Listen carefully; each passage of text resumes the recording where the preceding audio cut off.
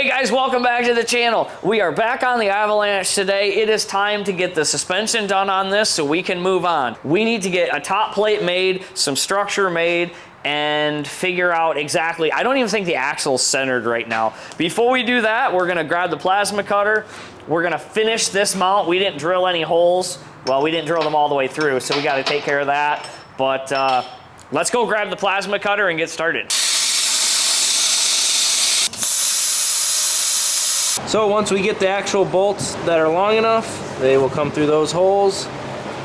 And that is the front engine mount right there.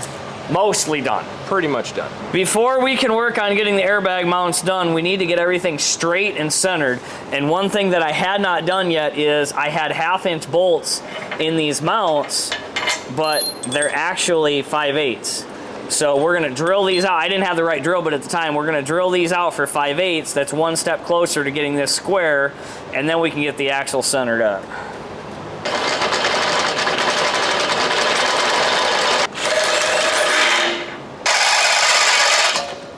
So now does a 5/8 bolt fit? Oh, perfect. Hey, the length is even right. That's cool. Oh. Sweet. All right, let's go cut the other side. That's better.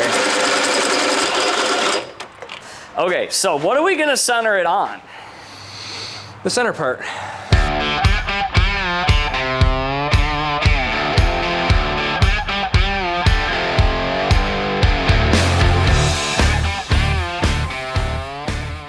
We got the holes drilled, we got the proper size bolts in the radius arms. We shuffled the axle side to side to get it as straight as we can with what we have to work with. The next thing we're gonna try and figure out is where we're at forward and back. Like, is the axle straight this way? If it is, it's then time to start building mounts for these awesome airbags. We should, but we're not gonna.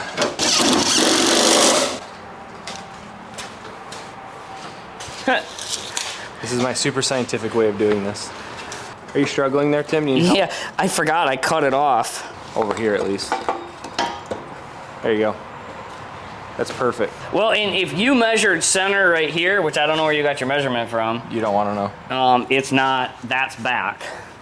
But that's not, like, center looks more right here. No, I agree. You can measure. Well, you don't measure the whole fender. Listen, this is super scientific. Look, you wouldn't what's understand. the measurement? So center would be right here. Oh, right where my mark is. Interesting. No, you moved over. It's over. No, you're off, AJ. That's my mark. 1.5 wide. Yep. Front and back of the axle looks pretty good.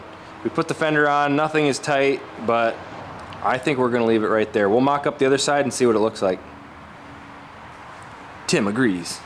So to simplify this, we've kind of come up with a new idea. This right here is what the factory springs would have bolted onto right there. I thought about modifying this. This is cast iron, probably won't weld very well. So we went and picked up 2.5" round by 2" tall slugs here. We're gonna drill down the middle of them. This will go pretty much like that. And then we mark center, doesn't quite line up. Wow, as I throw it off there. We mark center, doesn't quite line up. We're gonna notch for the ball joint. Now I understand this isn't the best case scenario, but it's what we have to work with. We'll then drill this for this bolt here so it'll be countersunk. So when it bolts down, that head will be below the surface. And then the airbag will go just like that. That is gonna work, and it's gonna be simple, and it's gonna look good.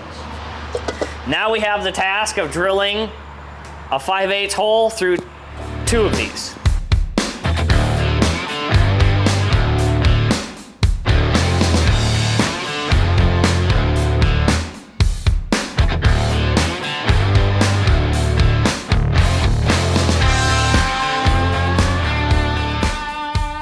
That turned out good. I'm happy with that. We are going to make a notch, a little horseshoe notch for this ball joint. I don't like covering up this ball joint, but I don't really have a whole lot of choice because this airbag is so big. The whole idea is having a bigger airbag means lower air pressure to carry the weight of this truck. I don't really know what it weighs. My guess is I'm probably 4,000 pounds up here, and that keeps my air pressure down to like 40, 45 pounds. So it's gonna work. It's gonna work just fine.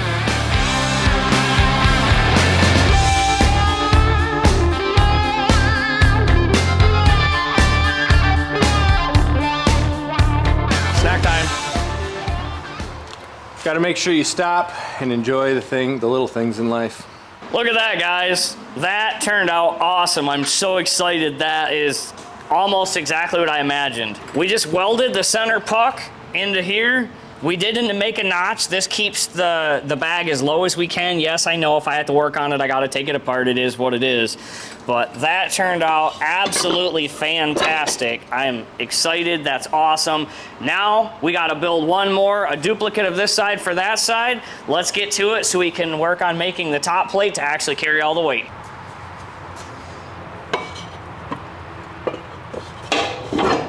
Perfect. Step 2, option B. It's time to do the top mount for the airbag, or the frame side mount. We came up with this little drawing here. Actually works out pretty well.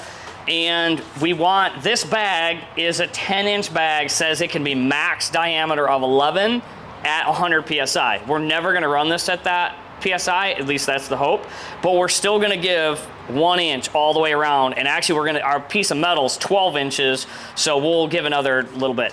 So what we came up with, and this template fits both sides, that gives us room all the way around the bag because we're gonna have a lip, probably 2 inches. That gives extra strength and structure to this top plate. We're going to cut these out of the metal, and then we'll push that bag down. Everything will be fine, but you see this fits perfectly over here as well, and that was the whole idea, is symmetric. We've got these traced out on the piece of metal. Stop laughing at me. We got these cut out on the piece of metal. Let's cut them out with the plasma cutter and see how they fit. We got the top brackets cut out and mounted. I'm not sure that we like this right here. This is gonna get awfully close to the tire when the axle articulates.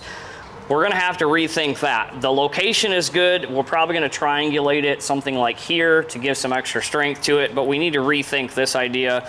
That's just too close for comfort. But overall, super happy with that, excited.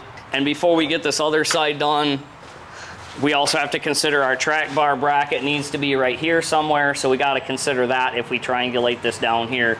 And there's no room under there, but there's no room. It's gotta be a Bluetooth, it's fine.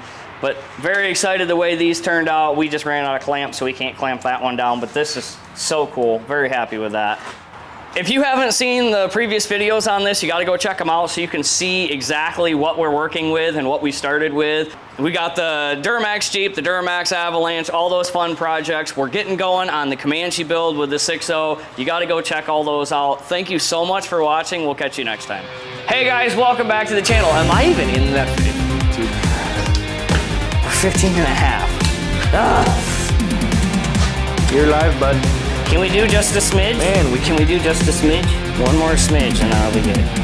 Action.